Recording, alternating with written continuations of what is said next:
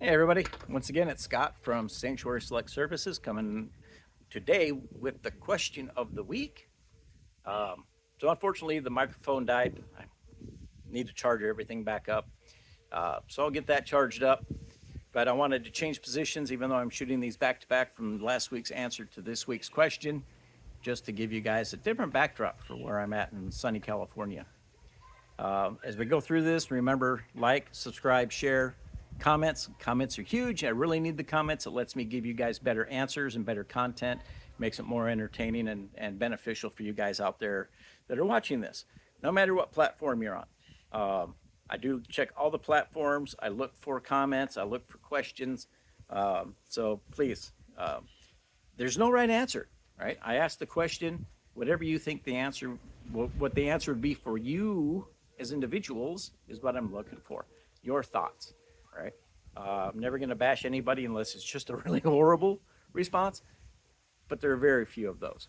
And even if it's a horrible response, then my job is to try and give you better information so that you can have a better response. But I'm never going to tell you you're completely wrong unless it's that bad that I have to. All right. So this week's question of the week is a really good one. And that one is home defense discussions often focus on stopping a threat, but not enough on communication and coordination. If an emergency happened tonight, would everyone in your household know exactly what your plan is, or would confusion create additional danger? So, the USECA curriculum is fantastic. The concealed carry course that I teach isn't just a concealed carry course. It is concealed carry and home defense fundamentals, which is really good because a pretty good chunk of that course speaks to home defense, right? If you're home and you're in a place where you should be safe and you can let your guard down, but if somebody kicks in your front door, you still have to have a plan that you can respond with, right?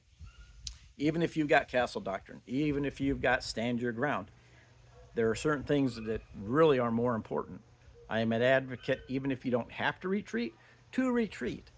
If for some reason you find yourself in court defending yourself because of the actions you took to defend yourself and your family, it's going to look better and it's going to be better for you guys if you've at least made an attempt to retreat to some safe place while you're calling 911. Granted, a lot of states, you don't have to do that. It's up to you if you do or not. I advocate for at least making the attempt, right? It shows that you didn't necessarily want to do certain things in the moment to end a threat, right? So, with the home defense piece, plans, coordination, it's all critical because you might not be in the same room. You might have to have different plans to get to safe spaces depending upon what your house is laid out like.